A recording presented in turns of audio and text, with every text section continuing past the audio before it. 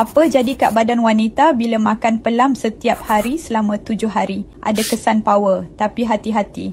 Kalau terlebih makan, ada efek sampingan yang ramai tak tahu. Jangan skip sebab hari ke-5 dan ke-7 ada perubahan yang buat ramai terkejut. Selepas 24 jam, sistem pencernaan lebih lancar. Serat dalam pelam bantu lawas dan kurangkan sembelit. Enzim amilase pecahkan makanan dengan lebih cepat, kurang risiko kembung. Hari kedua, kulit mula nampak lebih fresh. Vitamin C dan beta-karoten dalam pelam bantu tingkatkan kolagen, buat kulit nampak lebih glowing.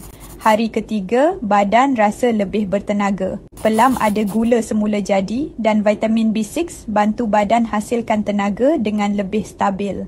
Sesuai untuk wanita yang selalu lesu dan kurang tenaga. Hari keempat, jerawat mula pudar.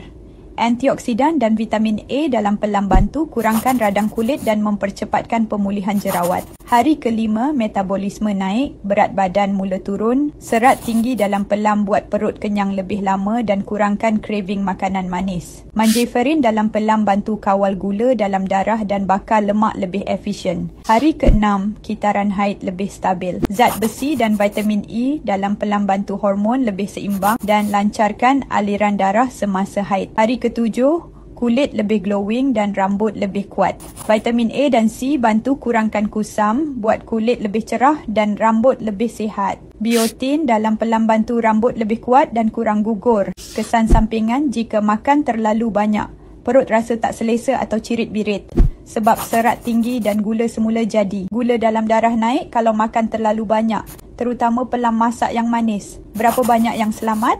Setengah hingga 1 biji pelam sehari sudah cukup untuk dapat manfaat tanpa efek sampingan. 7 hari je dah nampak kesan. Siapa suka makan pelam, komen saya tim pelam kat bawah. Nak kulit glowing and pencernaan lebih lancar? Boleh try challenge ni.